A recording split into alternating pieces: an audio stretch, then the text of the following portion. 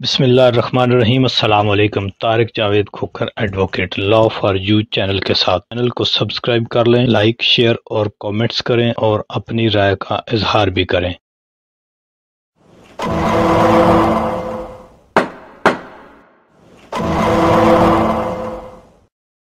Cases के हवाले से बताइएगा। पहली दफ़ा अपने बाबा को रिप्रेजेंट करने आप बाहर आ रहे तो सर क्या कहेंगे? इमरान खान के हवाले से भी बताइएगा, केसेस के हवाले से बताइएगा, क्या फ्यूचर देख रहे हैं आप खान साहब? आपका मतलब इलेक्शन के बाद पहली दफ़ा जी थैंक यू वेरी मच।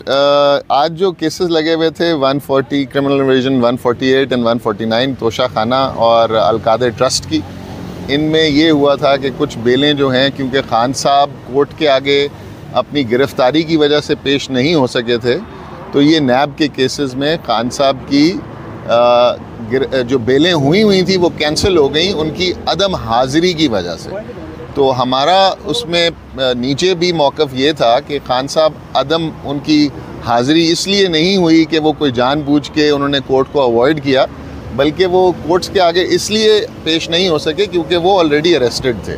और जो इस पे प्री अरेस्ट का कानून है वो ये है कि बेल उसको दी जाएगी जो कोर्ट के सामने पेश हो, और अगर वो किसी और केस में गिरफ़्तार है तो फिर भी ऑफिशियल्स को उसको पेश करने की ज़रूरत है अगर उस पर कोई ऑर्डर पास करना है।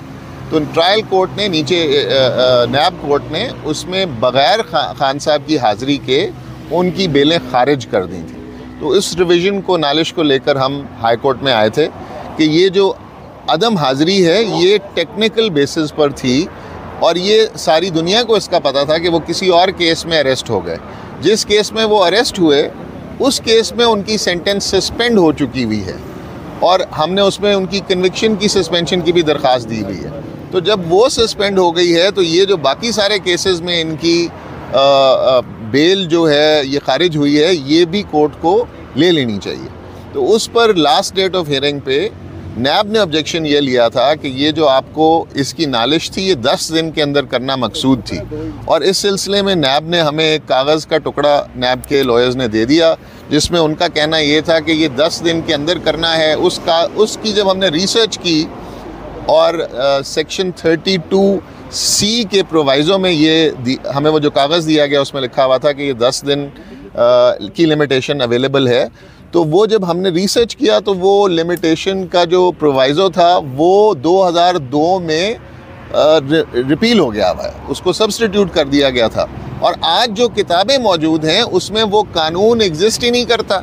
तो एक कानून जो किताबों में नहीं है उसकी बेसिस पर खान साहब की बेलें कैसे रोकी जा सकती हैं या उस पर ऑब्जेक्शन कैसे लगाया जा सकता है?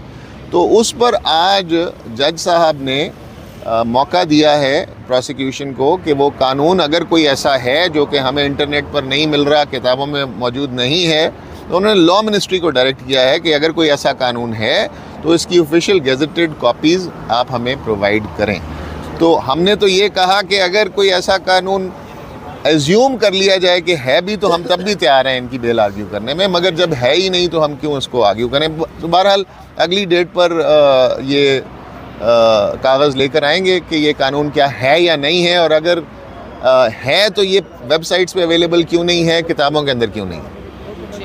खोसा साहब, अच्छा कुछ पटिशन्स पीटीआई की तरफ से सुप्रीम कोर्ट के अंदर भी दायर की गई है, उस हवाले से क्या कहेंगे? क्या खान साहब का केस काजी फायदा के सामने जाने लगे?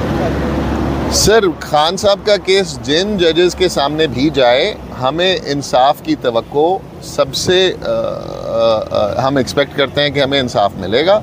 इंशाल्लाह उस बात पे स्पेकुलेट नहीं करना चाहिए जो अभी हुई ना हो। बहरहाल हम कानून और इंसाफ के दाई हैं और इसी पे लड़ेंगे, और इंशाल्लाह चाहे वो काजी फायदा साहब के सामने लगे, चाहे वो जिस मर्ज़ी के सामने लगे, देयर ऑल ऑनरेबल जजेस। इंशाल्लाह हम इंसाफ की तवक्को करते हैं। Thank you.